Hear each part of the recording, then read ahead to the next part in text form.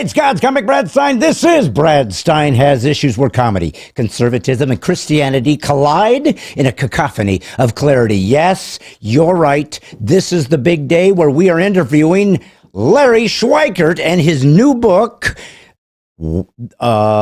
Patriot's History of Globalism. This is such an important topic. Globalism, World Economic Forum, one world government. It's actually happening on our watch. We get to be in Revelation when the earth swallows everybody up. And if anybody survives, like perhaps if you believe in a rapture, it'll be us. And we're there. So this is an exciting time. My son Wyatt is on the other side. If you were brand new to Brad Stine Has Issues, you wouldn't know who Wyatt was. You wouldn't know what he looked like. Nobody does, because he's hidden in the shadows. Son, how are you, and why have you been waited so long to say hi? Help me.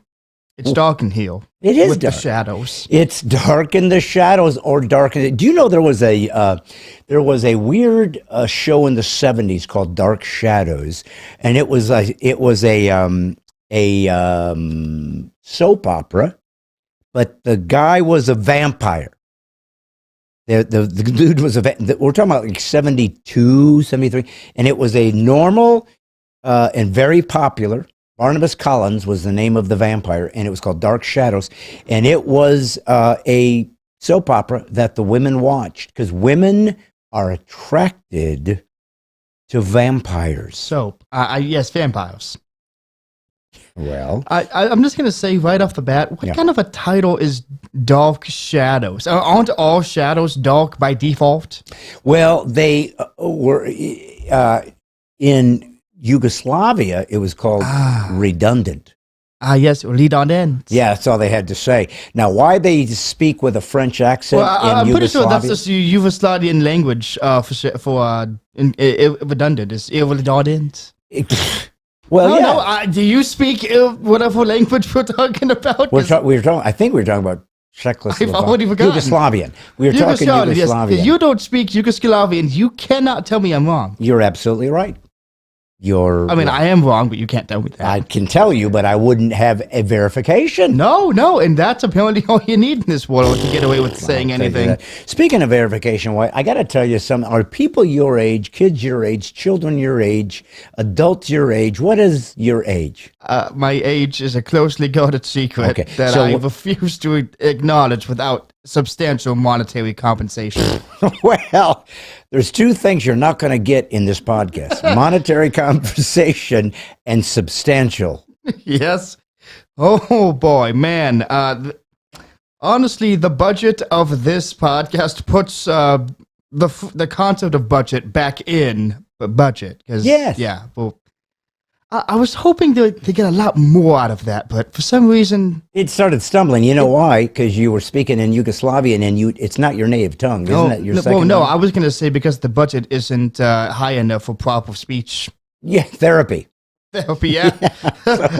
Every dollar you donate helps me talk a little bit more coherently. Now, why? It's funny because we have talked about this before, and for those of you listening for the first time, and you're confused by my son's accent, you're wondering what part of Britain was he raised? What part? Northern is the answer I give everyone. Northern Britain? Yes, I don't know anything in Northern Britain, but that seems to convince them.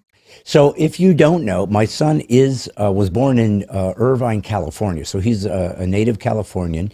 We got him out of there as quickly as we possibly could before his brain was rotted fully. We got him into Nashville, Tennessee, and he grew up and basically graduated from Tennessee. And he had some. How can I do this delicately? He had some on this podcast. Delicately, really. Mr. Every sentence ends in loins man is finally talking about delicate? Really?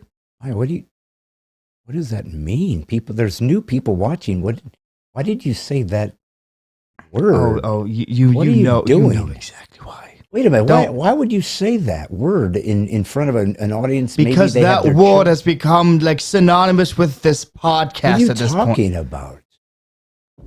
Audience, are you buying any of this? What do you say? Son, this is a family show. Why would you even say words like that? I don't know why you think you can get away with that. I know you like to push the envelope. Well, you know what? You're correct. I can't, but you apparently can. Can what? This is really how we're gonna start the show, huh? With an argument. Okay. I'm flabbergasted. I feel I'm just shocked. What am I speaking? Yugoslavian? You know what I'm talking about. Well, here's the deal, son.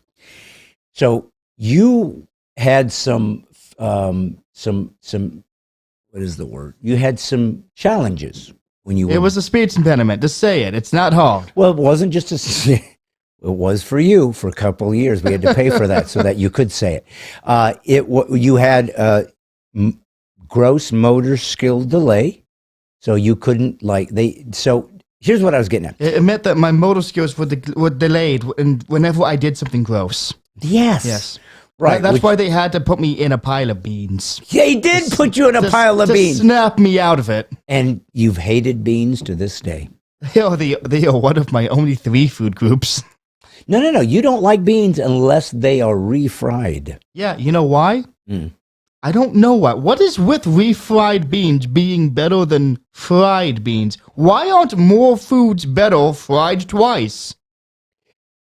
Is there another type of refried food? Like there's not refried fries? I mean, there's reheated food, right. But is that the same thing? Like if you get a first pizza, you microwave it like the next day. Is that technically refried? Well, and here's what's really interesting, Wyatt.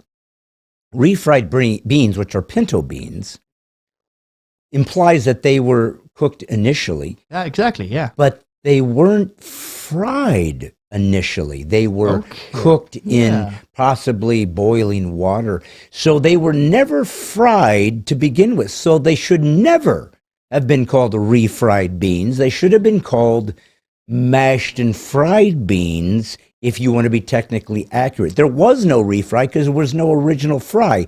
How have they pulled that off all these years? And don't say it's because they initially named it in Yugoslavian. I was going to say they don't speak English there. They were probably just trying the best they could with what language words that they had. Well, anyways, I find that interesting. What I want to know is, why can't you refry black beans? They might actually taste good if you did. You know what? I don't like black beans in my burritos. I like pinto beans. Black beans, it's like every bite of them you taste, they taste worse.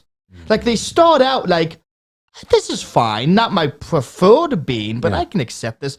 And then with each subsequent bite, you're like, oh, Dios míos, why did I do this? They want to remind you it's still us. We're still black beans, and we're still here, and we're not going anywhere. And we've never been fried. We're not refried. We weren't originally fried. We weren't pre-fried. There is no fry. We're just here to annoy your taste buds. Yes, we're the black beans. That's right. We're not what you wanted. Listen to me. I'm not anti-black bean. I guess I would say in certain circumstances. Name one circumstance where black beans are superior. Go ahead. I've had them in like maybe in like a salad. A salad. Maybe, yeah. Okay. Listen, I'm a bean fan. I got to be honest with you. I love beans. I've been a fan of beans for a long, long time.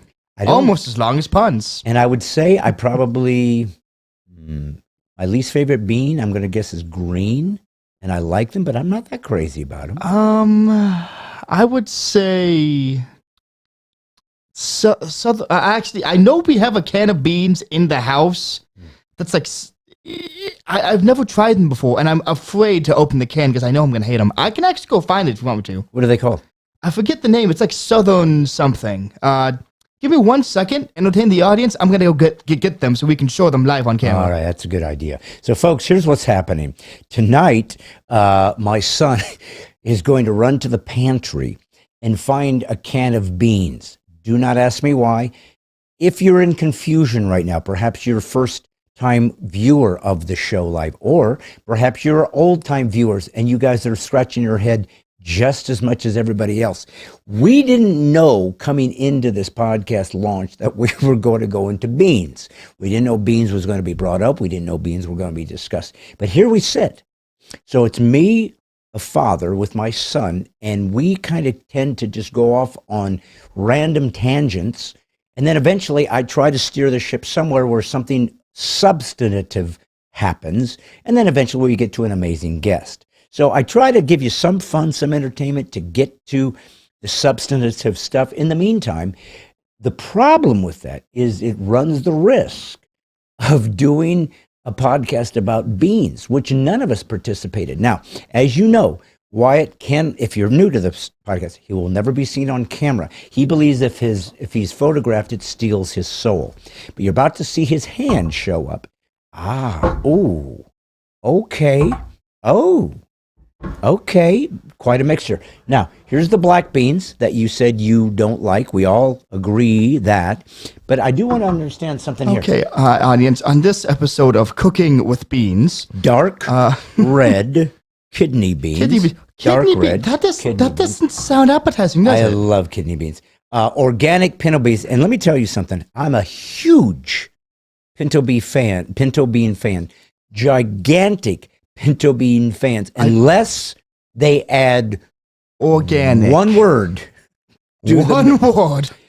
ruins it all. Organic pinto beans. What is the technical word? Suck. That's the culinary word. It sucks. Great northern beans. I've never had one. Are they good? Yes, they're similar to cornbread and beans, like those kind of beans that you make soup beans. They're similar to that, but Great Northern beans, which begs the question: if some organo pinto beans or some black beans or some dark red kidney beans were planted and then harvested up north, why couldn't they call themselves Great Northern beans? Mm-hmm. How are you possibly going to tell me, not to mention these beans might be grown in the South, so how did they even come up with Great Northern bean as their... And notice, most beans like to go with color, right? So you have your black bean, you have your red kidney beans, right? You have your green bean, but then you have a bean that's based on a compass fixture. It's in the Great Northern bean, and then you have the pinto, which for whatever arbitrary reason said, I'm not going to give you my color. You're not going to know what region of the hemisphere I am harvested. I'm just simply going to call myself a type of bean, and when you try to understand what it means, there will be no conclusion. What does pinto mean in beans? And aren't there pinto ponies? Wasn't there pinto horses? Wasn't there pintos?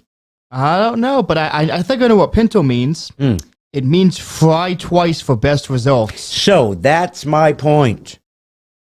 No beans that I'm aware of, none, are ever fried. Ever. They are cooked in a skillet, so they're heated. They're boiled if they're hard. No one puts oil in a pan, superheats it, throws in beans, and starts frying beans. Nobody does that.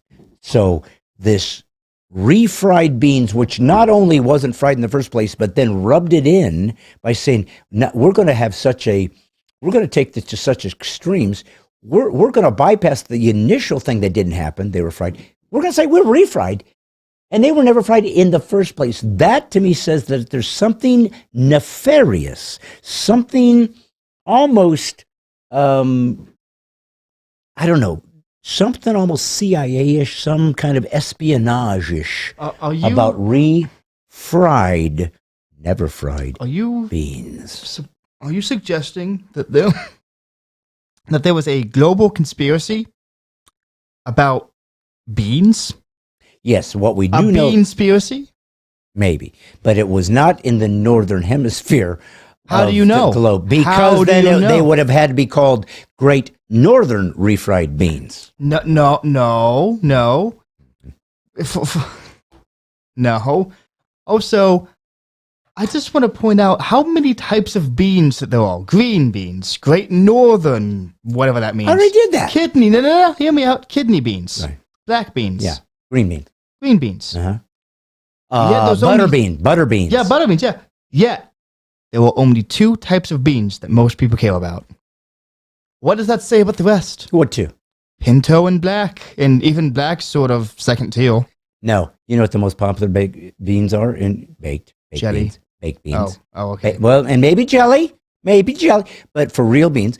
Well, I mean, I can assume that baked beans would be popular in some states, probably California and Notice Colorado. the only reference to cooking styles on beans, and it's very famous, is baked bean, not fried, baked. Wyatt, we stumbled onto something that might be the end of our podcast because the government doesn't play with this kind of nonsense. You start exposing the deep state, you don't come back. You don't return. Though at this point, it's the refried state. All right. Well, listen, here's what we need to do. So yeah, that was a great tangent. We made a lot of progress in the bean territory of conspiracy. Well, all I can say is been there, done that. So some of the comments I saw when I was indulging that. Yeah. Let's see. Nick Kress. Who's that? St. Nick. You know St. Nick. Is he watching us? Yeah, of course he is. Okay. He said that he was in Texas, and they had a Captain Crunch fried chicken sandwich with raspberry sauce. Only in Texas. Captain Crunch. The cereal. Fried raspberry? Fried chicken. Oh, they use Captain Crunch as the I would assume topping. so. I would hate So for it to be the sweet. filling. Yeah. And then they put raspberry. So it was like eating a bowl of cereal that somebody threw a chicken wing in. I can't tell you how Well, it was a chicken sandwich. that sounds. Unless you're eating it for breakfast, and even then, you're kind of pushing it. Yeah, listen to me. I have on I'm just going back to saying hi to some of my folks. Nick Kress is watching, always is first. I'm not even going to comment anymore. No one will ever know how or why he has pulled that off, but he does. I mean, the man has been off on one of his calls from his truck and still beat people to the punch. So he's a miracle, man. He is. That is Saint Nick. Complete dedication. I know. Now, after that, we have Aaron Oakes. Woohoo! Aaron Oakes, I don't know if you know this or not, but he's got a life of his own. But there is nothing in his life more amazing, more fascinating, more fantastic, more completing than this podcast. Why? Because Aaron Oakes. It's the highlight of his week. Yes, because I don't know. none of us do. Why? That's the point. You do realize that there are other podcasts happening right now, right? Yes. Who else is out here? Ashley Haas. Happy Monday. Ready for another great episode of Brad Stine Has Issues. Ashley Haas. Ooh, wasn't that your kindergarten teacher? In a past life. Yes. So she was your kindergarten piece. And she... In a past life. Not this life, a past one. Oh, you believe in reincarnation. Are you Hindu? No. I'm a florist. I believe in reincarnation. Ah, reincarnations. Oh, nice. Dusty Wilhelm. Hello, friends. Hello, Brad Stine White. That's Nick just jumping in. He already was first, but he said, I'm just going to jump in anyways and just take other people out while I do it. Aaron Oakes. Yes, indeed. The highlight of my Mondays. Hello, Brad White and everyone else. Yes, he does. Paula Faye Marie Rouchy. Greetings from Floral City. She is, in fact, my favorite forenamed lady. Michael Quackenbush. Hello, my friends of Amber. Hope all the mothers had a great day. Michael Quackenbush, or as we like to call him, son. The Quackinator. Or as I like to call him, the Bushquacker. And I don't know how to I tell still you. think my name's better. It's a good one. I think it is. Quackinator is a good one. It is a good inator. Had his name been Arnold Quackinator, it would have made even more sense. No, that would have been too on the nose. Yeah. Listen to me. I don't know if you know this, but over the weekend, and if you guys aren't in Indiana, in Elkhart is close to where I used to live. I was born in the hospital of Plymouth, Indiana. I grew up in Bremen, Indiana, a very tiny town in Indiana. That's where I'm from. But my mom's doctor was in Plymouth, so she had to go to Plymouth for me to be born. But I basically grew up in Bremen until we moved to California when I was a little kid. But Elkhart is right close to that. Matter of fact, it's RV manufacturer of the world, I believe. It's got the most RV manufacturing. Elkhart, Indiana. A lot of Amish work there. None of them named Quackenbush. But someone who is Michael Quackenbush, and he came to see a show because I was performing for an amazing church, Pastor Justin Moore, who's a warrior pastor. If you're in the Elkhart area, you want to go to a church that has a warrior pastor who stands up, keeps his church wide open, and lets God Almighty work. Justin Moore from that church on the rise in Elkhart. Go to that church, fill it up, pray for it, and let's have warrior churches spattered throughout this nation that are not going to allow this nation to die as we humble ourselves and let God show us some mercy. So he was just there. And Wyatt, here's the thing. Did you see me sign the shirts, I think, of Nick Kress? You were there, weren't you? I believe I was, yeah. And then I think we also signed for Ashley and her mother. Yeah. Yes. And then I think just last week it was... It was Ben? Yes. Yeah. Ben, oh, man, we should... Hold on. I got it. It's... We'll find it, folks, because we had him on. Well, here's the problem, guys. It's Benjamin. So I've signed Michael Quackenbush's stuff. He is a special forces, so he got his number put onto his shirt and his hat and everything else. We can't find the tape. Now, if we find it, I'm so sorry, Michael. We'll find it. We will play it, even if it's a week from now, 2 weeks from now. But for some reason, we have dislocated your tape. It might be, and here's the thing, Mike. Did I tell you this? He came to the show on Church on the Rise. I didn't know. He came. And he was a former... Hey, no coughing. That's my gimmick. Yes. That you own. It's a good gag. But here's the deal. I know. But here's the deal. He was a former police officer. Why, your grandfather was a former police officer. I have his not nightstick, but you know. I think it is a nightstick. Is it called a nightstick? I thought it was called something else. I thought nightstick was like a slang for it. No, that's what they call it, nightstick. I don't even know if they have them anymore, but do you have his nightstick? I still do, yeah, by the side of my bed. And he gave it to you. You can knock somebody across the head. And hey, trust me, I will if need be. I'm just curious what I'm supposed to do during the day. Well, we'll figure something out, but at least you have a nightstick. The day sticks are just much harder to come by. They just I can imagine. But here's the deal, guys. Michael showed up to the show, and he came to see me. He bought VIP tickets. Now, you know, Benjamin came just a couple weeks ago. We showed his picture last week. Karen has come to 3. Ashley Haas and her mother has come to 3, so they're and Benjamin might have been to 3, at least 3. So they're all tied for the most live events. I said Karen Boyd too, right?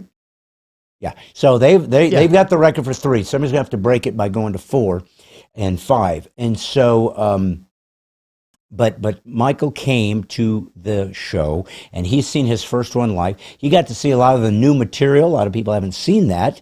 So he did get to see that. And as much as I promise you, buddy, we will try to find me signing this thing. Not that it's that big of a deal. You got your stuff, and it's just me, and it always looks the same. Look, I'm signing it, and it's this guy, and it's signed that guy. I hope we can find it. But one thing I am happy for, you got your stuff. You're a warrior with us. We got your photo. And why can you pull up the photo of Michael Quackenbush, who came to see me at the Church on the Rise just this past. There he is. There's the bushquacker, me and Bushquacker doing our thing. And look, he's wearing his Militia of the Mind. What number is he? Does anybody know? Anybody know what? I don't know. Yeah, I don't know if it's there somewhere or not, but anyways. So let's say hi. There he is, yeah. Cindy Jakovich Haas, good evening, Brad and Wyatt. Let's see. Dusty Wilhelm, I have the Johnny Depp remake movie of Dark Shadows. Oh, nice. Marsha Pointer Reed, good evening to all. Galatians 2:20 and 21. That woman is memorizing scriptures like it's gone out of style. Stan Stinson, hello, Brad and Wyatt. Rebecca Daly Dwyer, good evening from Bellefonte, Pennsylvania. Hello to Wyatt, also praying for it. She must copy and paste. It's exactly the same every time. I watched Dark Shadows and Barnabas Collins when I was passing through my childhood years. That's Stan Stinson. I thought he said he passed on and we were listening to his ghost. Thank God he's still with us. Let's see. Forrest Bainey. Hello, Brad and White. It's going to be another great show this evening. Once again, he always has faith it's going to be another great show. But why wouldn't he have faith it's going to be a great show? Why, Wyatt? Why wouldn't he have that faith? Because he is For Spain. Yes, God's of course. Sake, you didn't even hear me. I Deanna heard you. Miller. I just didn't know what you were going at. Karen Boyd, hello. Hold on. Do you hear that? Do you hear that? Yes. That can only mean one thing. Somebody forgot we're recording.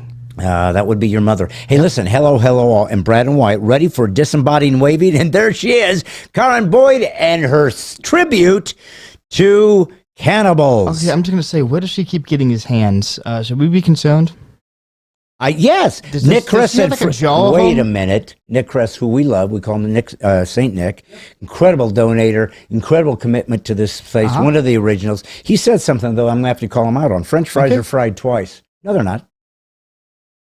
No, they're not. No. They take fresh potatoes and they fry them. What are you talking about, Nick? What has happened to him? I don't know, but twice baked potatoes. They're not fried. Baked is in the word.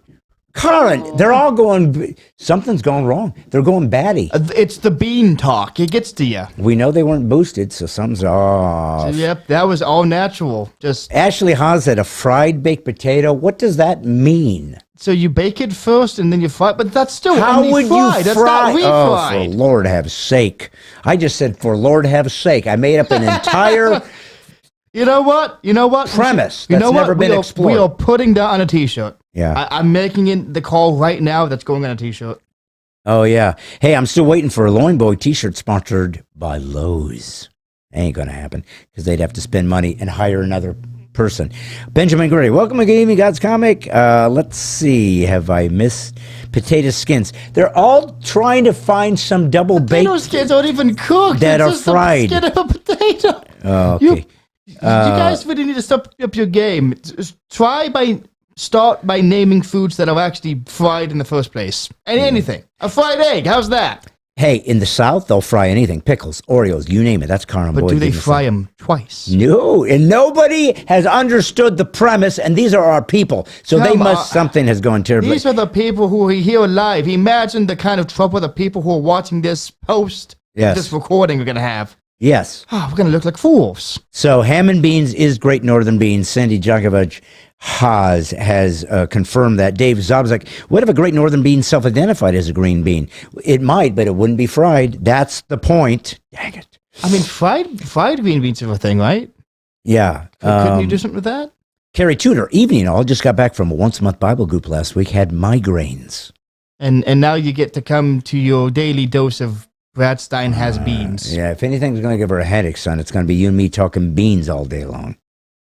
Did I miss anybody else out there? Let's see. Oh, Michael Quackenbush. No tape. It's a conspiracy. I told you. I don't know what's going on. It's got to be because of what you stand for. And you were, Sonny Gesner. I don't know him. What? Holy smoke.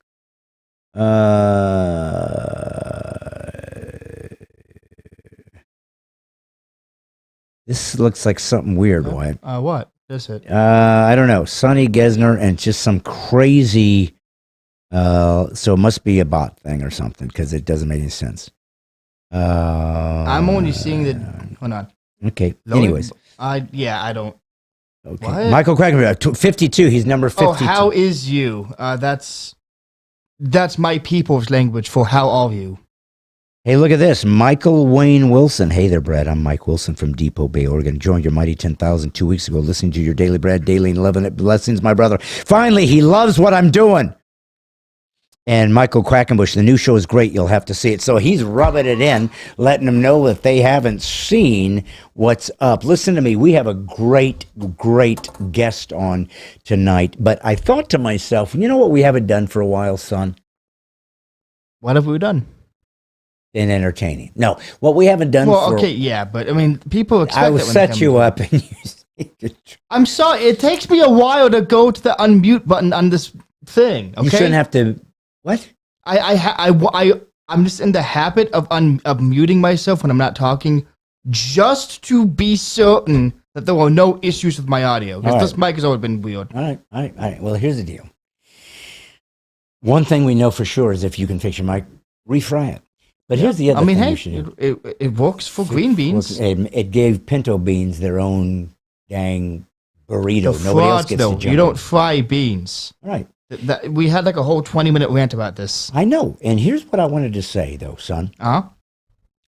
So we used to do rants every now and again. The original Brad Stine Has Issues was filmed in California with Joel Fieri, who was one of my first sponsors. He believed in what I was doing, tried to get it out there. We started making these rants. It never turned into anything, but I took the name because it was such a great name, and we moved it on. He so graciously said, "Hey, keep trying. You know, I believe in you." So he's been a good man over all the years. And so, but we filmed in his studio. So we have these rants, and I always thought they'd be part of the podcast, along with, of course, the guests. And that's what, a lot of people, like on Spotify and Apple, it's only the audio of the guest interview. That's all we get. But this is just for you guys who come in on special occasions. If you want to join the Mighty 10,000, you can do that. That's those who want to be disciples of Christ and be part of a community.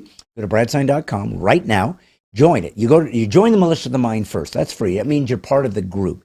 The Mighty 10,000 is basically donating $3 a month to help it grow. And it gives you access to all my comedy, so you get something for it. It's a donation, but, we're grateful, and we want to make sure you get something in return.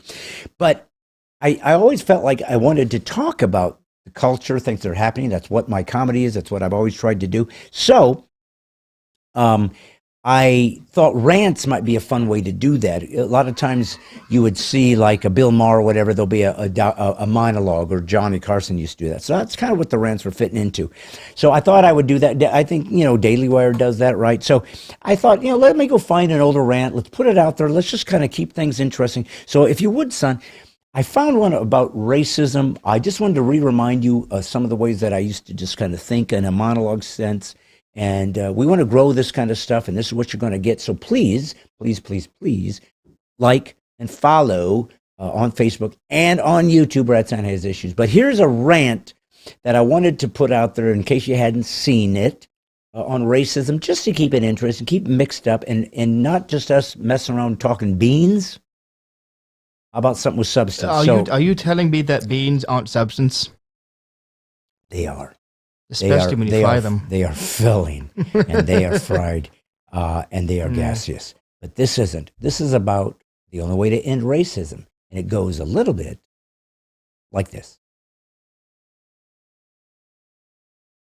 Hey guys, it's God's Comic Brad Stine. And you know what? With all that has been happening in America lately, you might be asking yourself, can racism ever be conquered? Well, the answer is absolutely, probably not. Sound too black and white for you? Let's talk. Come on in.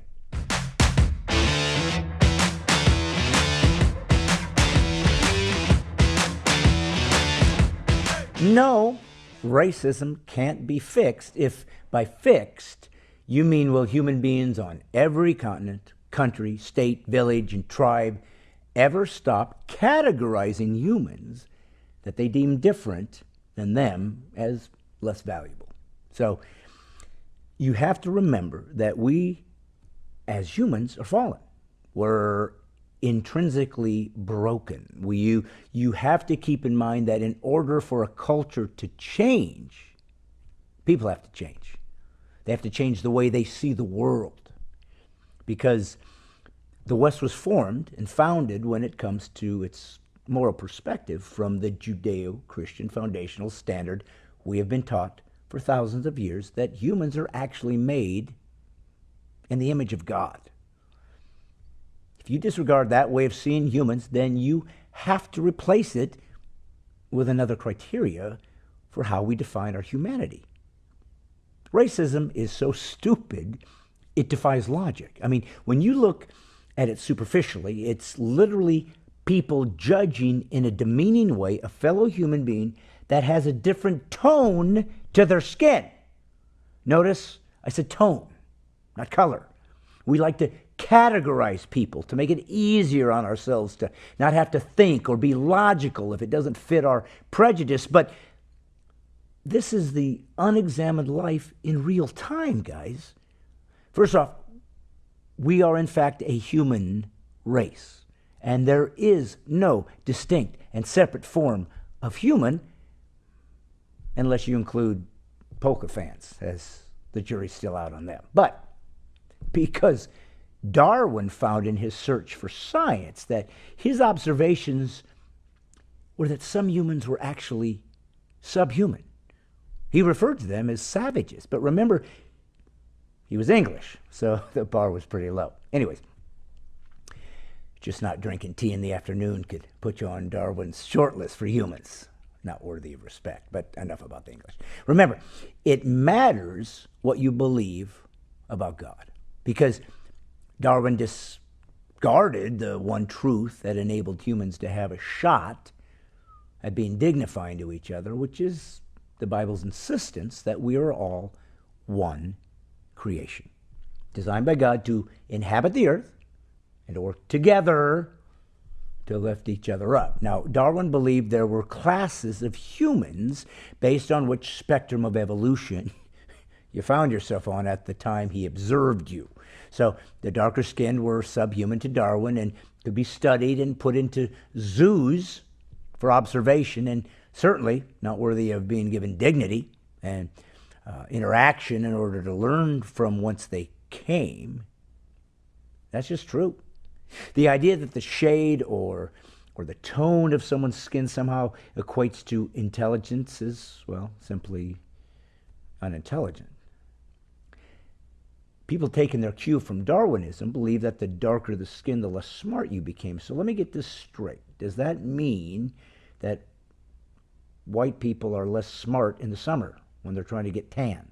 I mean, what human can find darker skin less intelligent and then spend the summer purposefully trying to darken their skin with a straight face?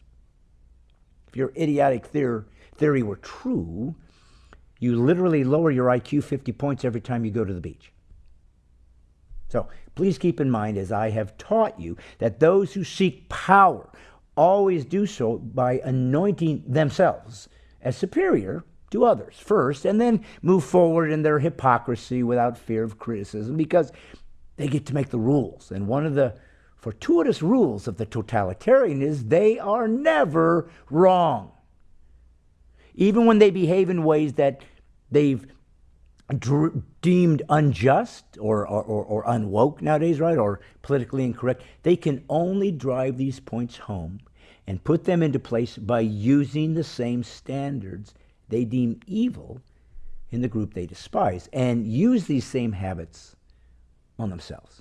So you've got to be observant of the techniques of those that desire to enslave you. And that's what's happening in America right now. Leftism, which has taken over progressivism, is a political manifestation of narcissism. It is. So if you are aware of this, and you need to be, it will give you clarity unlike any other in regards to what is happening in America. The narcissist always accuses you of the very thing they're doing. Remember their motto: whoever accuses someone of an egregious sin first is immune from being criticized for the same behavior. So let me make this as simple and as clear as possible. The idea that all humans are created equal was never a perspective of humanity until the revelation from the Judeo-Christian God that humans were made in His image. That alone gave us dignity, values, meaning, purpose. There could be no social justice, no fairness, no equality on this earth without the revelation from the Judeo-Christian God as to who we actually were. So, to remove God from the equation and believe you can force by riots or laws and malice the intrinsic beauty of humanity being God's offspring cannot work. The reason I'm a Christ follower is because by reason, logic, and access to believing and living in the transcendent as well as the material dimension, I've come to the conclusion that Jesus Christ is exactly who He claimed to be, the Messiah, the human revelation and proof of God on earth, and the only way humans have a shot at loving each other, irrespective of our differences in history. You want to fix racism? Me too. So you have to humble yourself to the reality that the Creator is the Father of us all. And once you commit yourself to his authority and identify as nothing but a child of God, you can actually eliminate racism, sexism, any other ism that gets in your way. Anything else will be simply your pride demanding its way, where there is no room for forgiveness, no room for grace, no room for humility, right? Cancel culture, right? No forgiveness. Come back to Christ, America, or live with the consequences that we are watching happen right now. This is God's Comic Brad Stine, and once again, giving you the truth, whether you can take it or not. And remember, PC free is liberty. I'm out. Hey guys, once again, I have given you some insight in how you can actually change one of the most difficult things in human history, racism. But it's going to take your discipline to God Almighty. Oh, and there's another thing that's... that was the original Brad Stine Has Issues. You guys have seen it. If you're fans, you've seen some of these rants over the years. But some of you might have missed them, and it's good content. I want to bring it in.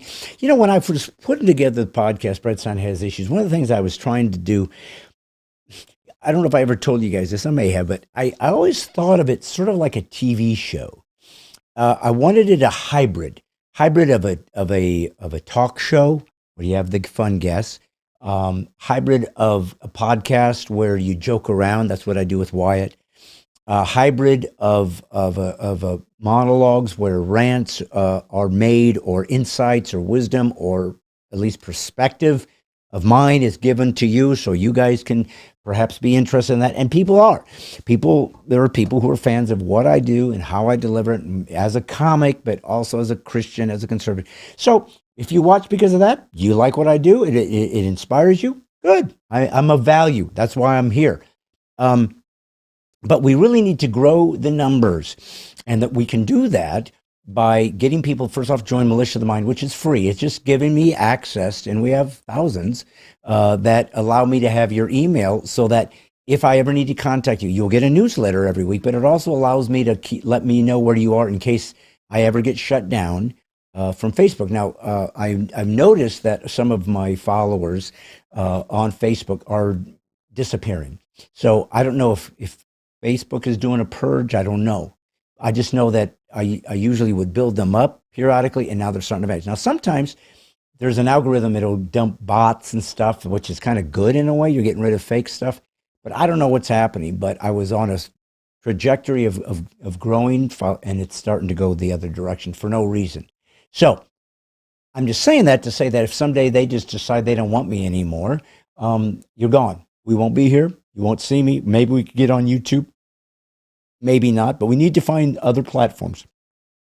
But so if you join the Militia of the Mind, it allows me to have access to it. If you join the Mighty 10,000, then it allows you to communicate with each other.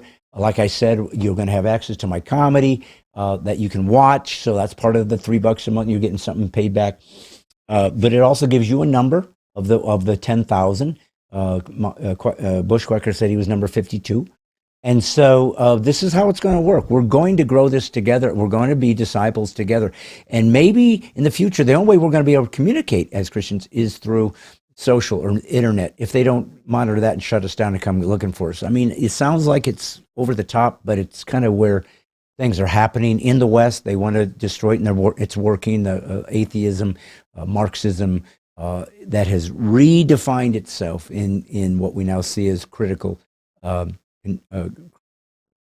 theory, contemporary critical theory, which has morphed into all types of gender theory, critical theory, and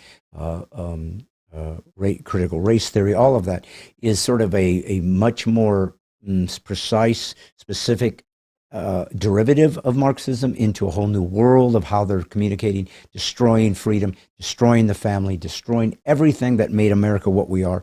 They are in the institutions. They are in, if you see a DEI in a business, it has been overrun by communist cancers. They destroy it. So these people need to be bankrupt into oblivion if we're going to have a shot at surviving. The academies we now see are anti-Semitic and despise Jewish people. They should be bankrupt into oblivion. They should be removed so that we can start over with people who actually care about freedom and liberty and give it to everybody. So here we sit, wondering what's going to happen in the future. Am I going to be free to speak? Are you going to be free to speak? I'm a comic. You got to give us the shot because we're the ones that can find funny ways to talk about this crazy. But either way, here I sit, and I'm going to try to constantly give you interesting things, fun things. I'm always trying to think of creative things to give you that makes it more of a show. Some of you have become good friends. I was talking to Michael Quackenbush, and he's like, yeah, I put something out there, and suddenly Karen Boyd said something to me, and Ashley said, it's like you've made kind of virtual friends out of people, or so I'm glad. That's what I wanted this to be, a real community of people who actually care about each other, even though we're all over the country, because who knows how this is all going to pan out, and someday you end up in South Carolina and you can contact Karen, or you're in Minnesota and you said, Nick, St. Nick, hey man, help, or whatever. I don't know. This is where we're sitting. And part of the way to understand that as believers is to understand the lay of the land. You need to educate yourself on what's really going on and how it is in conflict with Christianity and the West, and wants to destroy us and enslave us. And it's kind of working, so we need to fight against that. To understand globalism is to understand basically how the Bible described a one world government and its ability to keep you from buying, selling, and communicating unless you take the mark of the beast and bow the knee to Baal, and they will tell you how to live. And people like Bill Gates really want to do that. They're really telling you how to eat, what they're going to do with the weather. This is some evil, evil, evil, evil stuff going on by these people who really think they're so much better, and it's because they're rich that they can control the world. It's sick. It's twisted. It's despicable. And I'll call it out until they kill me. So I hope they don't get to me by next week, because we will have another wonderful guest on next week with another book. I told you guys, this is kind of a book series. So from Eric McTaxis to Jason Jones, and I think somebody else, to tonight with Larry Schweikart, The Patriot's History of Globalism. And then next week will be the final series of a brand new book of a guest. So this is going to be great. It's keep talking to each other, listen to what we're talking about. You're being educated. To be part of the Mighty 10,000 means you got to take time to educate, discipline yourself, and get ready to defend freedom if we can. Please join. Please share. Thank you for watching your Daily Brads every mornings. We're growing, guys. We're getting somewhere, and hopefully soon it'll get bigger than we could have ever imagined. Let's see if God will, in fact, show us that mercy. In the meantime, I got to get you to your guests so you can enjoy yourself. Keep talking.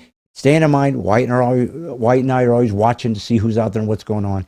But enjoy this guest, and I will also see you live next week. Enjoy a meeting between God's comic Brad Stine and the Patriot's History. I always forget Patriot's. The Patriot's History of Globalism, a book you should get. By a guest we've had on once before, so I know you're going to like him. He's very, very good. Please welcome Larry Schweikart. Please say hi to Larry Schweikart. Hello, Larry. Hi, Brad. Well, your viewers would be interested to know that you narrated a movie that I did called Other Walls to Fall. It's really hard to find. I think you can find it on Amazon. I'm not sure. Didn't make a lot of money, but it was sure fun to do. We had Yanni and Busta Rhymes and Clint Black and a heavy metal band from Tehran, all in the same movie. Put those four things together in a sentence, and try to work that one out. And we thought that the subject matter was so heavy, we needed a little lighter touch with the narration. My first thought was Brad Stine. Well, you've always been very kind to me, and that either means that you have deep insight or you had a blow to the head as a child and you're confused. But one way or the other, I appreciate you having me on. I remember we went to Clint Black's studio here in Nashville and recorded that, but it was lots of fun.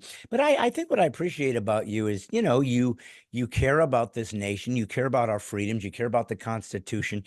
And, you have this new book out, and I really encourage everybody to get it. It's very important. You can't really fight the forces that be if you don't understand what the war is. And you really summed it up with your new book, Globalism. So obviously, Larry, the simple launch of this entire conversation has to be with you telling us what you mean by globalism so everybody understands what we're about to discuss. So what do you mean when you say globalism?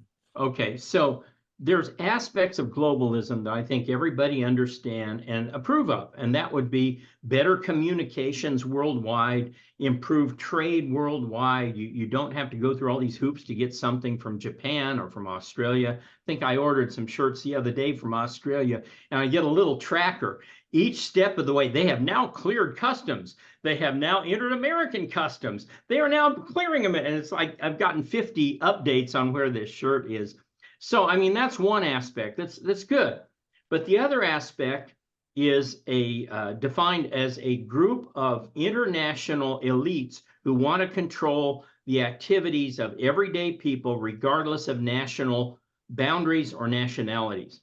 And, you know, when I started this, I got all the experts' definitions of what globalism is.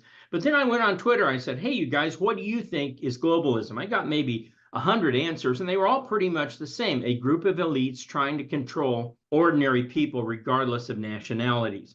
So the book begins with 7 chapters on the history of globalism, going all the way back to the Congress of Vienna in 1814. They got rid of Napoleon. And our first attempt at globalism was monarchical globalism, where the kings got together and tried to divvy up the world and control the people. And of course, they always do this in the name of the people, right? It's always, we're going to make ordinary life better. And what's so interesting about that chapter is I give you insight into a lot of the participants who got there and go, you know, we're not really doing anything for ordinary people. We're moving boundaries around, we're moving people around, but the only people getting rich and better off are the kings. So that failed. Good news is it failed. The good news for people here, I am the prophet of good news. The good news is they always fail. So they failed with that one. They tried again with diplomatic globalism after World War I with the League of Nations, the Treaty of Versailles. And again, this failed partly because the United States didn't participate in the League of Nations, and partly because the League of Nations, sort of like the UN, doesn't do a whole lot, especially when it's really important and you need to stop a dictator now and then. So then they went on to scientific globalism after World War II with the atomic bomb. And it shouldn't surprise you to know that scientists thought that they should be running the world. If you saw Oppenheimer, you kind of got that message, right? That they're brighter than everybody else. And of course, Leo Szilard said this. He says, we need to have a little club of scientists who run the world. That didn't last long. It took about 2 years for people to go, no, that's not a good idea. Then you had financial globalism with the Bretton Woods system. That's the longest lasting of all of them. It's now coming unraveled, and we'll get into that more later, but it lasted for about 60 years for a lot of reasons, but it's starting to go away now too. Then you and I lived through the last two, and that would be medical globalism with the China virus and the vaccine and the lockdowns. And the most recent is climate change globalism, where they got all the celebrities out to talk about how we only have 2 years left, just enough for me to pay off my private jet. Well, you know, I mean, that's pretty much what I saw happening, and anybody that had eyes to see during the corona cult was this sort of instant control and manipulation of people's free enterprise. Suddenly they decided, I'm shutting down your business. It's like, how do you have the right to do that? Constitutionally, how do you have the right ethically to do that? Who chose you to even be able to make such a grand gesture as to decide if I can essentially decide to provide my wares to others who might want to provide me with theirs? And that's basically how all of commerce started, right? We bartered stuff. Here's my chicken. Can I have your tapestry or whatnot? And then we just found a way to take that labor and that those goods and turn them into monetary currency, so we could basically trade without, because maybe I don't need a chicken, so now what do I do? So we needed that sort of all-seeing foundation that represented labor and time, so I could have trade with you. So that's about as basic as it gets. It's happened throughout human history, but something happened. And it happened so fast, Larry. So one of the things that I guess I want to start with is, and because it's so raw and so recent, was with the corona and the shutdown of the earth. And this is something that I really want to ask you about. You are a historian, so you have observed history throughout all different cultures, different monarchs, different militaristic despots, whatever, and different regions of the world have controlled the earth kind of at different various times and gone through different systems that came and went. But it seems like at least people could kind of agree that there were certain things about the world that was consistent, like reality, truth. It doesn't mean that you won't want to have power over that truth and use it for your good over mine. But we didn't question whether truth existed. Right. We didn't question whether men and women existed. We didn't question whether whatever my subjective feelings were suddenly not only were true, but that you had to also agree with that. So what I want to first start off with, so that maybe this will give us a deeper understanding of why globalism, and to be aware of it and to destroy it at the roots if possible, is so important, is has there ever been in your historical research? I feel like this is unprecedented. I feel like we are dealing with a philosophy that simply has never existed before. There's been philosophers, existentialists, realists, different people who've tried to sort of bring their perspective of what reality is to the forefront, but it stayed in academic circles. But suddenly this took on a life of its own and became the way people behaved. Is there any precedent in history for the way that the world is engaging in what we believe is true and real and bowing a knee to this sort of magical global warming thing that if we don't shut down every hundreds of years of history as to how we've found a middle class and we've helped people in sub-Saharan Africa suddenly have access to water and heat and air conditioning because of petroleum products and everything. And suddenly they want to jettison all that. It's like we're going back to the Stone Ages. I don't know if I'm misinterpreting this, but is there any precedent for this in history? It feels like we're in a whole new world that is uncharted. Well, the reason it feels that way is because we have lived in the West and we never experienced Soviet Russia or communist China. But in those two societies, you will recall they controlled what was truth. There was no faith allowed. Soviet Union was a godless nation. Remember, President Reagan used to revel in calling them godless communists. And Mao literally had re-education camps where if your mind wasn't right, you got sent to hard labor until you agreed to what was the correct way to think. I don't know if you were ever a Star Trek fan, but I liked Star Trek and I liked The Next Generation. There was a great show on Next Generation where Picard was abducted by, I think it was the Kardashians? No, what were they? The Carisians or somebody like that. He was abducted by an alien race and they were trying to torture him to tell them where all the galactic space stations were so they could invade the Federation. And the first question they started with, this has always stayed with me. There were 3 lights up there and they had him implanted with some sort of torture device. And they'd say, how many lights do you see? And he'd say 3. And they kept doing that until he would say 4. They would say, no, there's 4 lights up there. No, there's 3. And at the very end, he's rescued by number 1 and the rest of the fleet. But he's talking on the bridge with number 1. He says, the worst thing, he says, I not only was going to say there were 4 lights, I was beginning to believe there were 4 lights up there. So with the communists, we never got to see the inside of those societies and how horrible it is to have a government that controls truth. Let's go back to the Soviet Union. They had a guy named Lysenko, who was a biologist, and he came up with a totally different view of DNA and biology and all this other stuff. I'm not enough of a scientist to tell you exactly how it works. All I know is he was totally wrong. I mean, totally wrong. Yet, if you didn't toe the Lysenko line, you were out, and you might get sent to Siberia, right? But what's new is that we in the West, with our democratic institutions and our freedom of worship and our freedom of speech, were suddenly hit with all of these restrictions. And you mentioned commerce, but I would argue there was a much more fundamental right that was trampled, and that was freedom of religion. They closed down the churches, and they said they were non-essential. Excuse me, the churches are the most essential aspect of our society. And so many of our churches, more than 50%, just went right along with it and shut down. Oh, we don't want to endanger our members, which it didn't endanger them at all. In the West, we have never seen anything like this. All right. So what I feel like I have observed, and listen, the double-edged sword of social media and iPhones and computers is this. There's always a grain of value and positivity to growth and to technology, right? Sure. And so the fact that I, at my fingertips, have the Library of Congress available to me, I can at any time speak into a box and say, how do I get to St. Louis? And it will navigate me there. Hey, what's the name? What's the definition? And it tells me. It's like the Jetsons. It's like miracles are taking place.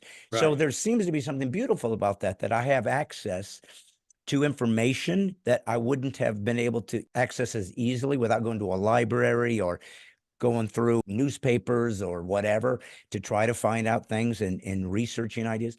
But the bad side is to try to vet what is true, actually true, not propaganda, not manipulation, not nefarious means to control ideas. How do we even navigate that? And so here we sit trying to understand what is happening to us as Americans. And it seems like it happens so fast.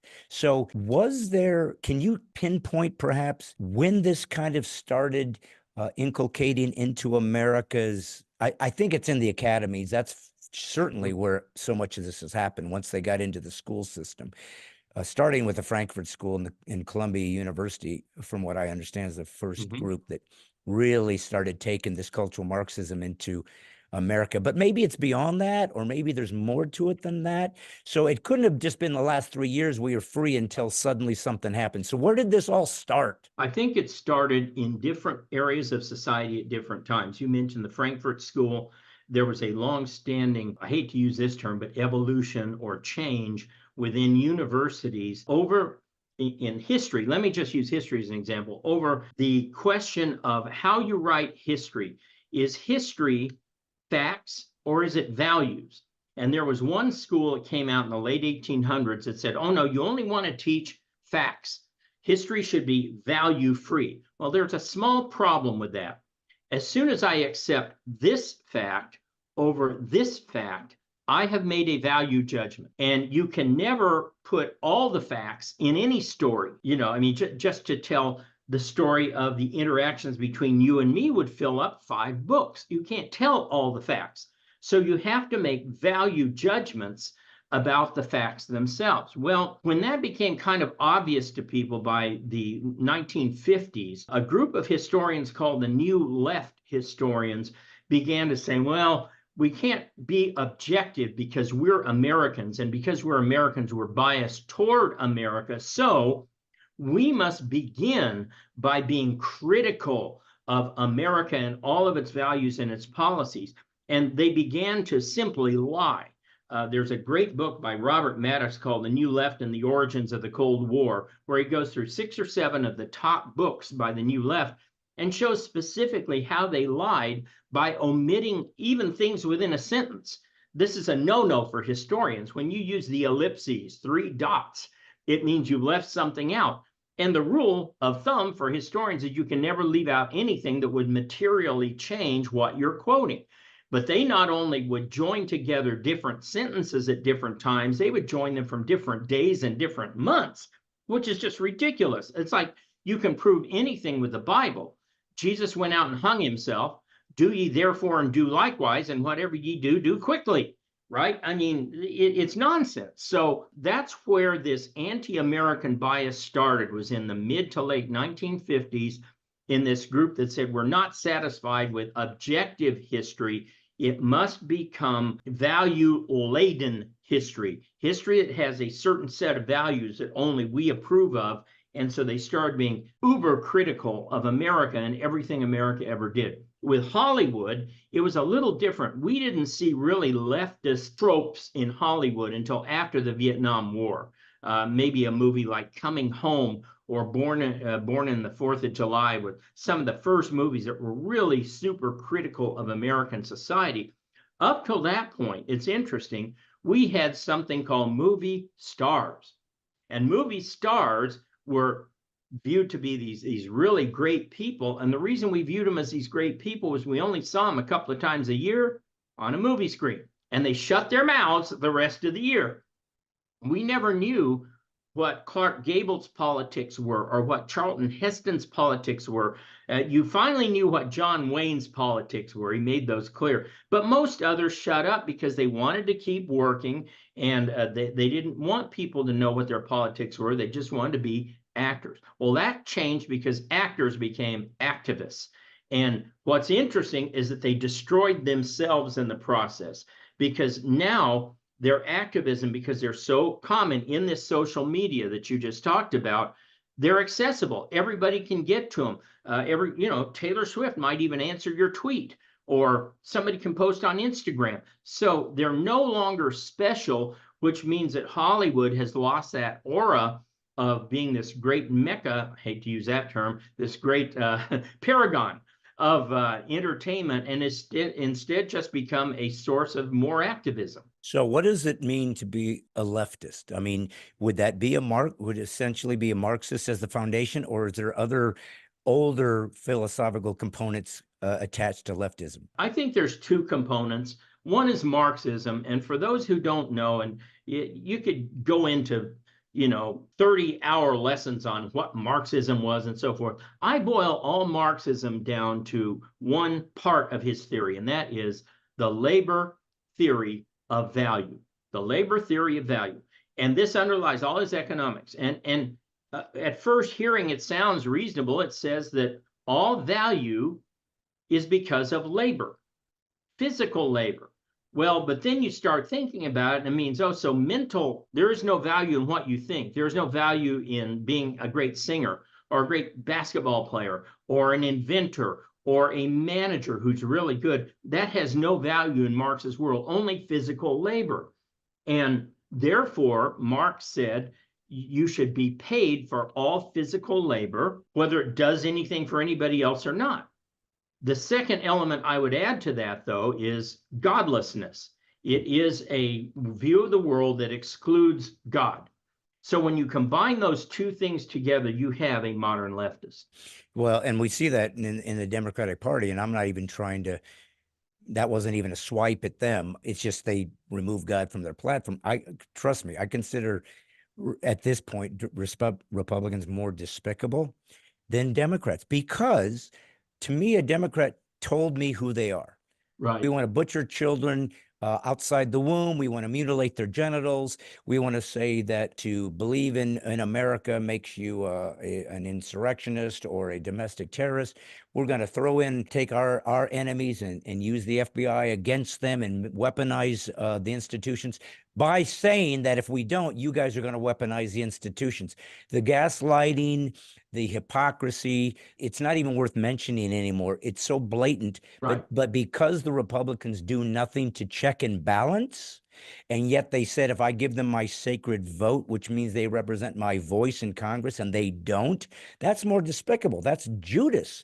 I would rather fight a demon. I know who I'm fighting. I know what you stand for, and I know how to beat you. But Larry, if you say you're on my side and you got my back, and then next thing you know, you're shooting me in the back of the head, I didn't see that coming. So I'm kind of became just an independent, because right. All of these guys have abandoned us. I have said this for a number of years now on my podcast.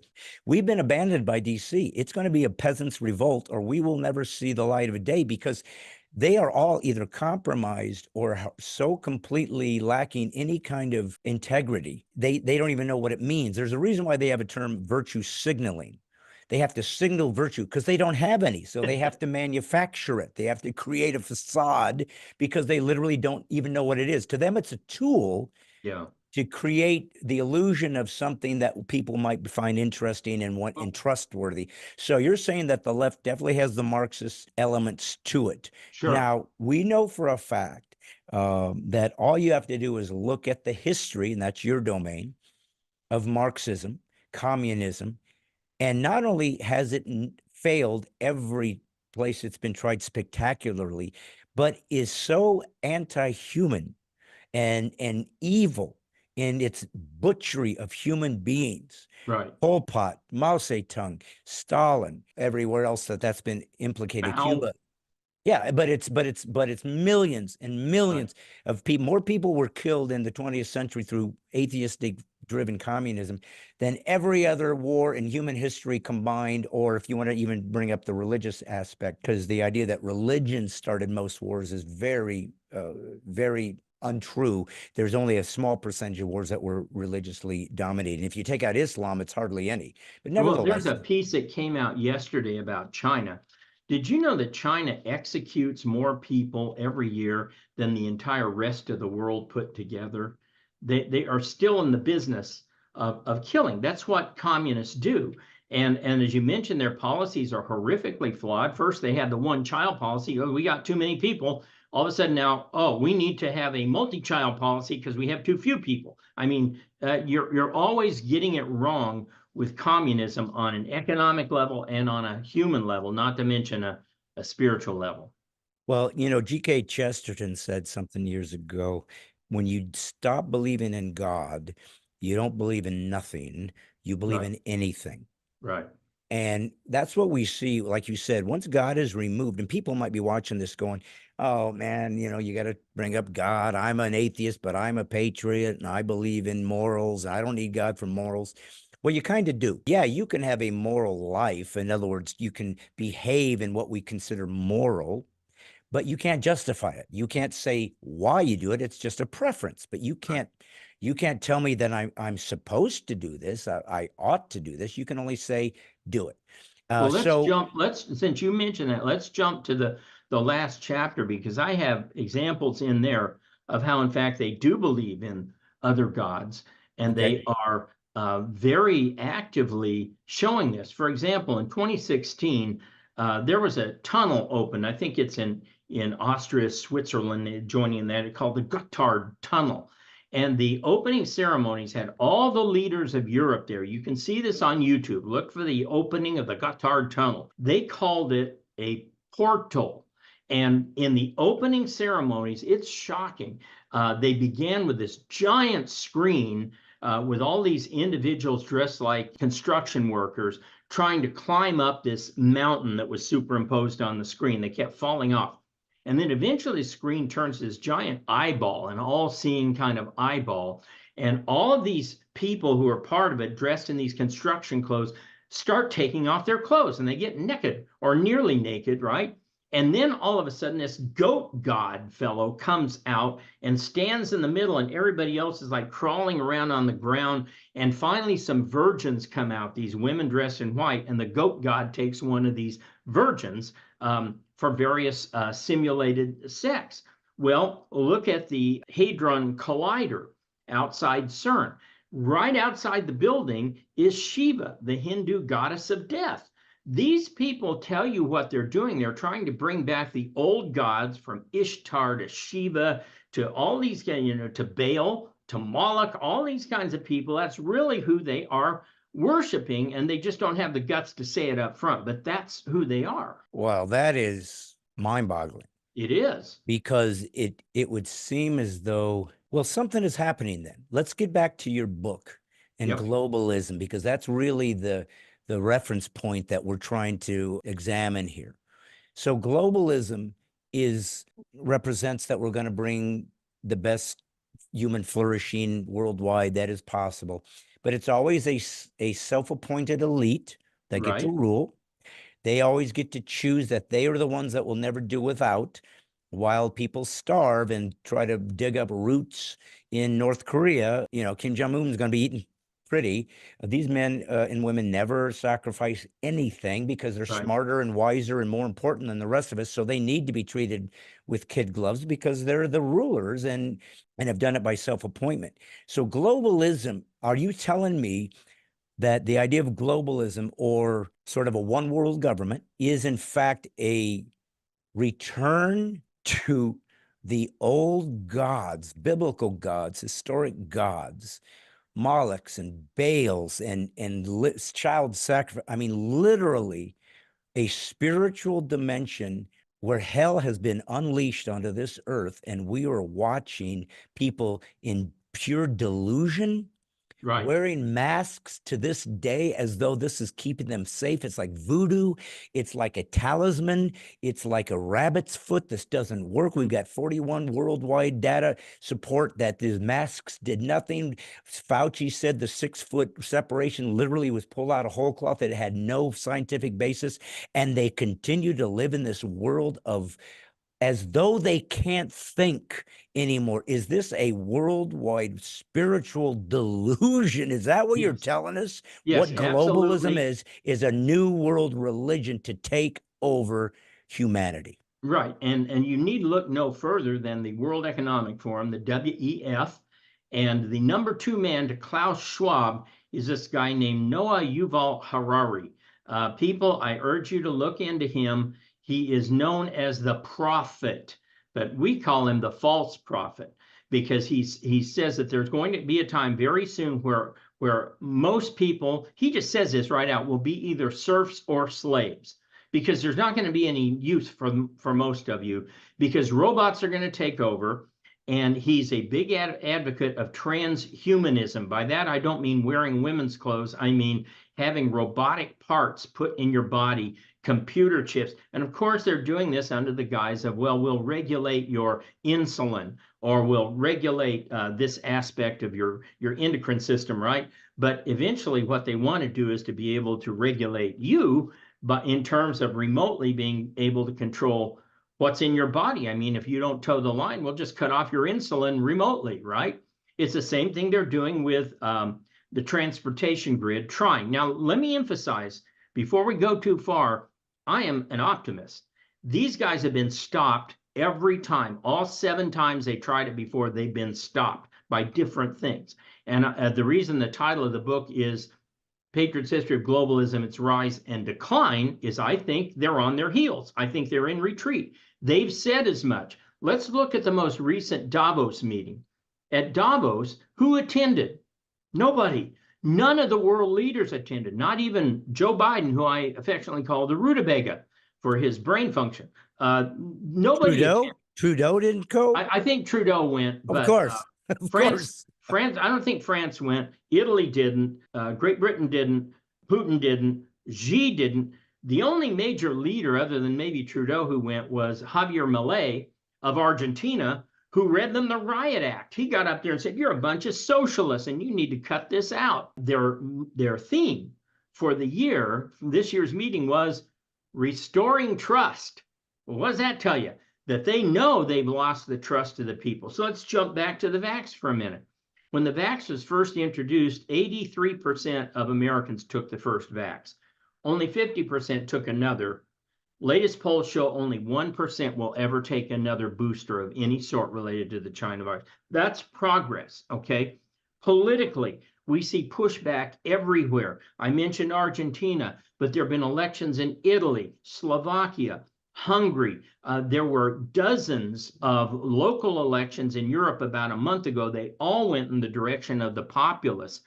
But even people that we don't particularly like, Putin, Xi, are not globalists. They are pushing, which is one reason why there's such an effort to expand the Ukraine war to get rid of Putin, because he's not part of their plans. You know, God uses people in mysterious ways, and I think want to or not, he's using Putin to resist the globalists right now, and he's using Xi to resist the globalists because they have other plans for their nations, and the concept of a nation doesn't fit with the globalists.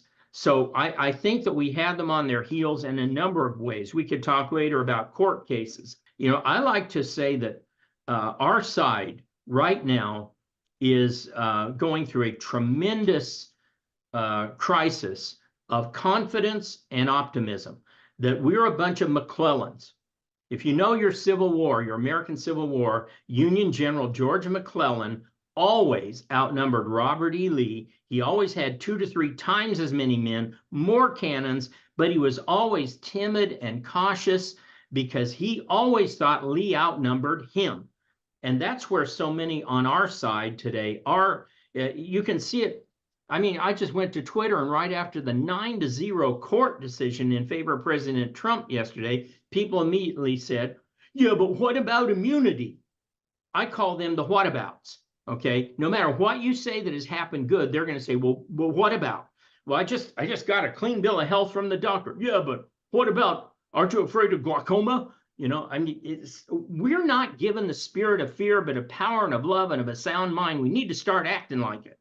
Well, who is it in America then that began to get such a foothold in moving us in such a lunacy that the schools are what they are, and they're teaching the things they're teaching? But it just seems like unless we've been asleep at the wheel, it seems like it accelerated so quickly that next thing we know, we're blindsided. Like, what happened? We always saw for a number of years. I mean, you know me, been a fan of my comedy for a long time. I've been mocking political correctness for 25 years. I've seen what was happening. I saw how it's stealing our religious liberties and freedoms potentially if you fall for it. And that's the interesting thing about political correctness, or what we would call wokeism now, is its only power that it has is in the people submitting to it. Correct. That's it. They don't have any laws that forces me to call you by your pronoun. I mean, they're trying to make that. But 20-something years ago in one of my comedy shows, I said, you know how you stop political correctness? You don't do it. Somebody says, right, you've hurt my feelings, and you say, I don't care. Next. Right. And that's the end of it. And that's the one thing that I appreciated about Trump in 2016, when people said, are you going to vote for him? When he first was coming on the scene, I said, I don't know. I don't know if he's going to be a good president. Frankly, until somebody becomes president, you don't know if they're going to be good at it, because it's such a hard, crazy job. And then part of it is who they choose to be in their administration, and what experts are they going to trust along the way. My big complaint with Trump is never fessing up and saying, I screwed up on the vaccine. I trusted Fauci. Listen, throw it on that lunatic.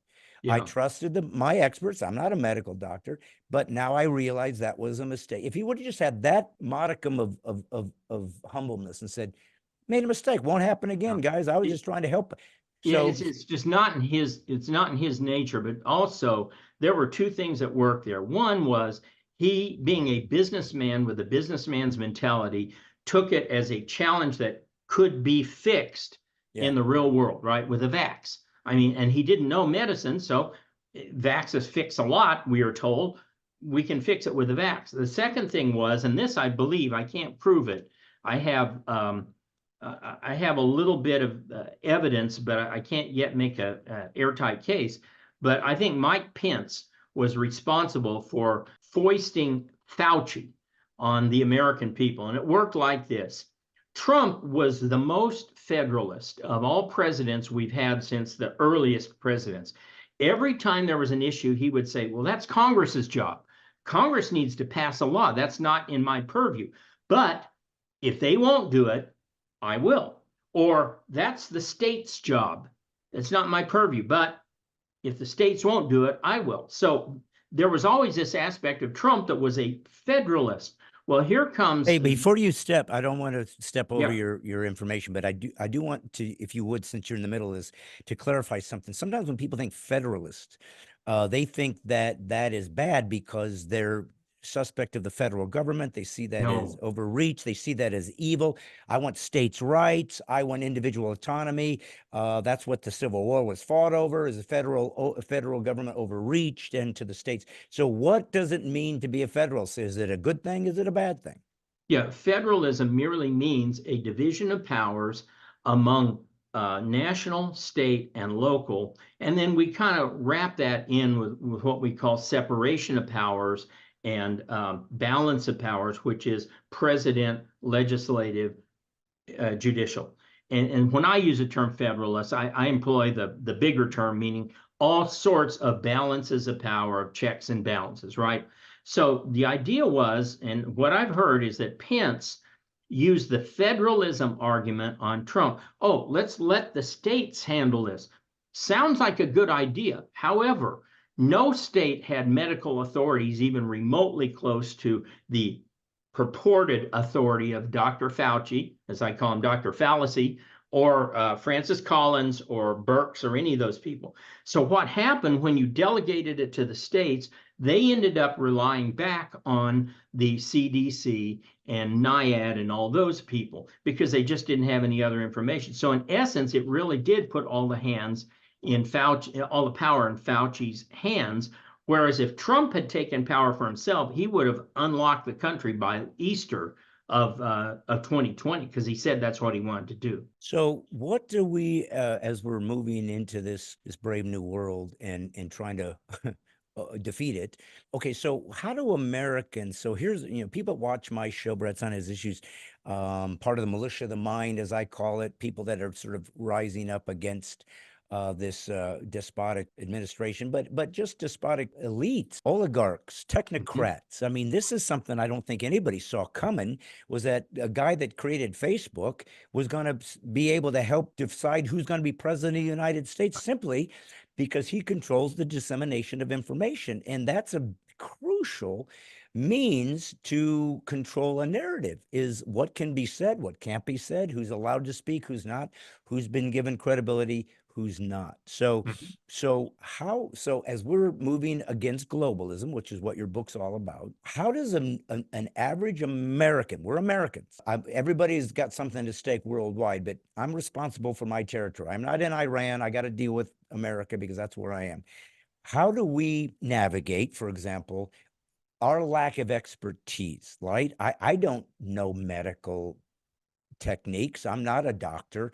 So I've traditionally went to the CDC, went to the to give us the latest information and what is the best technology, what's the best, safest means for us to do no harm, the Hippocratic Oath.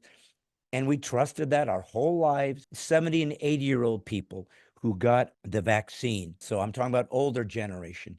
All they ever knew, Larry, was, or grew up with, was 3 networks: ABC, NBC, CBS. The government was trustworthy.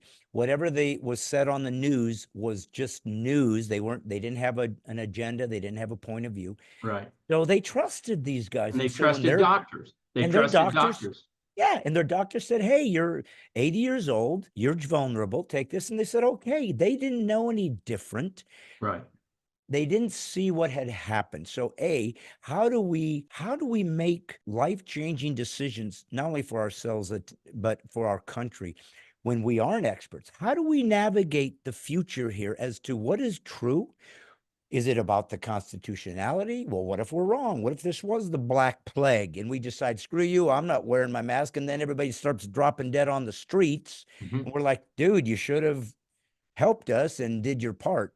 How do we figure this out as to who we can count on to help us move forward as free Americans, but also informed Americans? Well, the first thing people need to do is return to common sense. There's a few things in life that don't go according to common sense.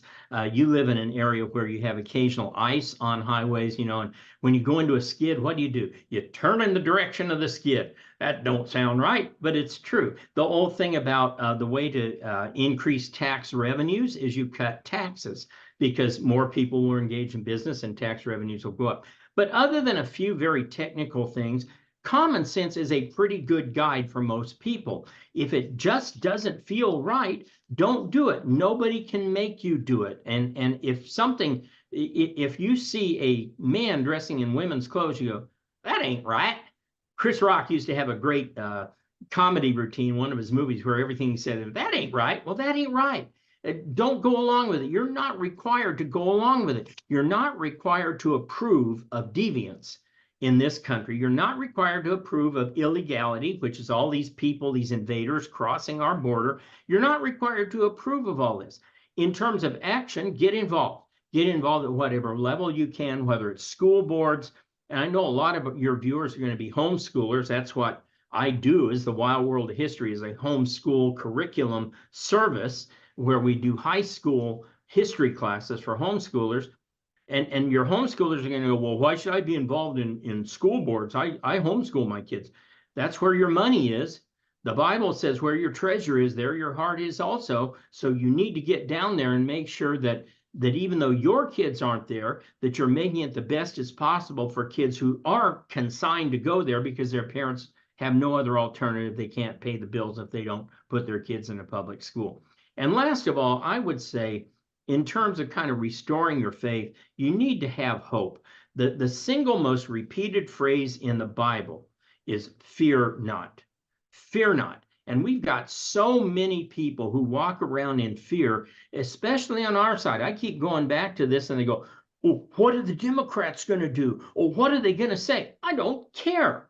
They need to be worried about what I'm going to do, what I'm going to say, how we're going to change the country, how we're taking over, and they better watch their P's and Q's, because if they're criminals, we'll take care of it. Okay, and that sounds great. I love everything you said, and you know me, we have the same ilk when it comes to our ideology and our faith. So it's easy for us to pat each other on the back, encourage each other. But the truth is, this administration has made it very clear that they will not prosecute any illegal activity by a leftist, ever. That's right. You fear not. You do it. If you want to burn down a building, loot, and beat people over the heads, Right. you will not be prosecuted. But if you want to go to a school board meeting and say, maybe we shouldn't be teaching pedophilia to 6-year-olds, FBI is going to visit you. Now, Larry, I don't know that we've ever had this blatant abuse of our First Amendment rights in history. The fact that a party has gone after, brought lawsuits against a former president, tried to keep him off ballots. Now, Okay, you're a hold on, historian. Brad. Hold on. We have Okay, in late talk to me. World War I, we had a presidential candidate who not only was facing court, he was in jail. Eugene V. Debs ran for president in 1920 from jail because Woodrow Wilson had put him in jail because he was a socialist. We had a postmaster general who literally was staging raids on people and looking in their post boxes to make sure they weren't Germans. We had people who were being, and I'm not a big fan of Jonah Goldberg. I despise the man, but he did write a good book called Liberal Fascism. And he goes into all of this in World War I. So it was wartime, and it was only for a very short time, but we have experienced this before. And again, to everybody out there, fear not. Their time is short. They've got, less than a year left. Their time is short, and they know it's short. I could point to 100 examples as to how they know that they're on their last legs here, and there's no cavalry coming to help them. Well, and again, thank you for optimism, because Lord knows we need some hope in the last few years as to what's happened. But so part of the militia of the mind, which is just my little term that I use to say that there are people left in this nation that want to stand up for values, stand up for Christian values, stand up for First Amendment rights, believe that we identify as an American. I've done this, and you might be interested in your comment on this, is I feel like we have to differentiate now between a citizen and an American. Now, it used to be a citizen was about as noble of a pursuit as you could have. To be a citizen of Rome was a status that could walk you right through the gates of any foreign nation on earth, because you were a citizen, and it meant something, and it always has. But now I see that to be a citizen means to be born here. It means you get to access the great freedoms this nation has given you, all of its food, its clothing, its shelter, its protections, its laws. But you can hate the nation, want to destroy it. You don't have to have respect for it, don't have to adapt to our language, our traditions, our history, not learn who we are, why we're here, why it matters, why you came here in the first place. You no longer have to do that. An American does. If you're an American, you believe in our sovereignty, you believe in our borders, you believe in states' rights, you believe in limited federal government, you believe in limited taxation, you believe in religious liberties, you believe in the Second Amendment to defend yourself against totalitarianism. You believe in these things and are willing to fight and die for that. That's the difference. Used to be together. You're an American citizen, and that meant something. It ain't the same anymore. We're seeing that. So what does your average American who cares about this nation? I don't want platitudes, Larry. What do we do when we go into a school board meeting? They say, get out of here. But you're teaching pornography. Too bad. What are you going to do about it? What do we do about a government that will not prosecute DOJs that are abusing their power? How do we fix this instead of talking about it in real time? You first of all, if they kick you out as one person, you come back with 10. You find 10 more people, you convince them to go, you go in, you overwhelm them. They cannot stand numbers. And we're seeing major pushback by state attorneys general, such as Ken Paxton in Texas. It's just awesome. He's just launching suit after suit against federal overreach. The governor of Texas, Abbott, isn't putting up with the distinction that you just made. He's saying, no, these people are not citizens. They're illegal invaders. So we're going to have pockets like California, to quote Arnold Schwarzenegger, that are going to have some of these distinctions blurred, right? They just swore in a person in San Francisco into elective office who isn't even a citizen. This is going to change over time. Trump was able to do an incredible amount with the courts. And the courts are also working as a major instrument of change. I could go through all the numerous legal cases since Biden came in that have worked against the leftist government. But you've got states like Florida, which are Missouri. There's major pushback by the states. So one thing you can do if you need to is you may have to move. If the situation is such in California that your rights are being abused, leave. That's what the Puritans did. They left England when their rights were being abused. So there are some hard, I'm not saying there aren't hard practical issues for people to fight. You might face jail sometime if you stand up to a school board, but you might not. And people are afraid to because they might. What we need to do is make them afraid to, well, we can't throw them in jail because we might go to jail. And run for local office, run for positions of power like mayor, city council, where you can make a difference. Stop standing on the sideline and thinking that we're just going to get it done every 4 years. Well, one thing that I do know about social media is that there's a lot of hand-wringing, there's a lot of accusations, there's a lot of mockery and ridicule.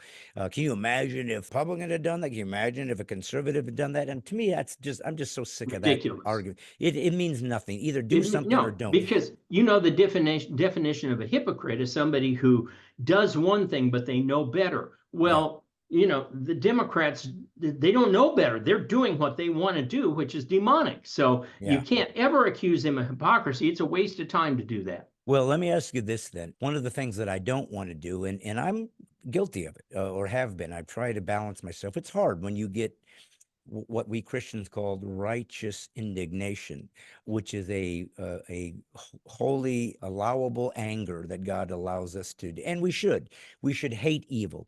We should hate injustice. We should hate those who abuse the innocent and children. Of course, God hates those things, and we should hate what God hates. But I don't want to just be so quick as to cast aspersions onto those who I disagree with, as though I have done something significant or fixed anything, because I haven't. All I did was insult them, and everybody that believes like me can all laugh together. It doesn't do anything. That's a childish approach. I want real action. So one thing I do want to be careful of is not to overreach what I think is happening in this administration. So when they allow, and I'm kind of tapping into your history expertise and the Constitution. When the Biden administration opened this border and said, and then when the Texans simply fought against it and sued and said, we've got to be able to defend ourselves because we're the ones that are paying the price for this. The federal government sued them, said, no, you're going to let people pour through this border. Now, my knee jerk, Larry, is I want to say that's treason. You have caused an invasion against this nation, against those who do not mean us well. Now, treason, I've come to find out, is a very specific wartime term. Wartime term, and it's not easily applied, and it's not easily used, and it shouldn't be, because it's about as serious as it can get. Treason is a death penalty. So it's about the worst thing you can do to somebody.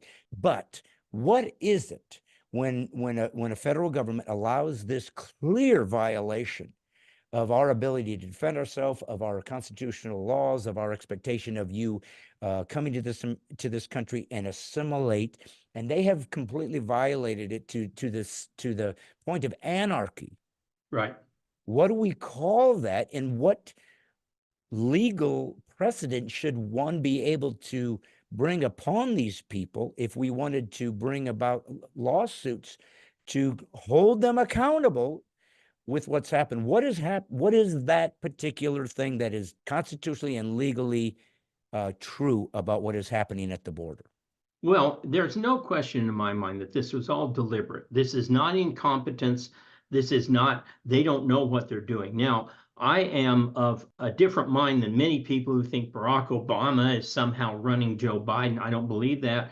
I think there are various cabals, different groups within the Biden administration. Each of them, this is good for us, each of them has a different goal or objective. And as a result, they're like teams of horses. And while they're kind of generally pulling in the same direction, they're going back and forth and side to side. So they have no real coherent policy except to try to destroy the United States of America as it is understood by certainly the founders and by almost everybody up until about 40 years ago. As I said, there are all sorts of pushbacks going on in all sorts of areas. Legally, especially, the courts have been very good about pushing back against this. But in terms of, I hate the term hold them accountable. The way you hold them accountable is you throw them out of office. And then if you really want to hold them accountable, you file criminal charges against them later. And of course, they will say, well, you're just doing what they did. Well, maybe. But, there's times where you actually do have to, Nuremberg, you actually do have to hold the evil in the losers who are really evil, you need to hold them accountable to the tune of proper criminal punishments. But I disagree slightly on the satire and ridicule. I think satire and ridicule plays a key role in what we're doing. H.L. Mencken did it. Of course, Will Rogers did it. And you've done it in earlier years. And I think it's very necessary because, and we have the upper hand. Our side is very, very good at humor and memes because we understand that there is a little bit of truth in all humor. And leftists don't understand that. Well, I definitely, no, I'm not putting myself in the category but I do believe I'm in a different category. I'm a comedian, and I think that historically, we've been the ones that could make fun of the king and not get our heads cut off. We're the jester. Right. We're the ones that made the monarchy and the peasantry equality for a second. So no, we have a role, and obviously, I'm not against satire and sarcasm. I'm a comic. But what I meant was the people that are actually affecting policy, that are actually trying to change the way things are really happening. It's not an insult that does that. It's not a satirical remark that changes things. You have to actually either have legal precedent that you bring charges, or you do things as a group, as the numbers, to say we're not doing that. If every American on day one, when they said close your businesses, put on your masks, if everyone said, actually, I'm not wearing one mask, not closing one thing down, and I'm not stopping one thing, we would have just lived our lives and nothing would have changed other than we wouldn't have had our economy. A little bit would have changed. Some people would have been arrested. Some people would have gone to jail. But that happens in every resistance to oppression. Some people do pay a price. Are you going to be the unfortunate one? Maybe. I don't know. But you have to get in your mind that this is such an important principle. I'm willing to do that. My book, The Patriot's History Reader, which is a documents book, I've just finished reading for all of my audience on Wild World of History on YouTube, the Dred Scott decision. And it was very interesting that Justice Taney said that even free blacks who were born here, which would categorize them as citizens, were not citizens because they were black, right? And he was trying to change the whole definition of citizenship back in 1857. So it's not the first time they've tried this. And who is our enemy? The big guy, not Biden, the bigger guy. So this is all spiritual as far as you see it. Yeah, it is. All right. Well, folks, this has been Larry Schweikart. That's, as you can see, this is the second time on. He'll be on many more times. It's too important what he has to say, what he stands for, what he believes in. You have to be informed. Study to show yourself approved unto God, a workman that needeth not be ashamed, rightly dividing the word of truth. And that means everything that has to do with reality. If somebody says you're politically incorrect, always say thank you for the compliment, because the last thing you want to be is culturally Marxist. I am God's comic, Brad Stine, trying to provoke interest and inspiration for you to go out and change the world for God and country. God first, country second. Folks, I'm just doing what I always do. I'm putting the woke back to sleep. See you next Monday.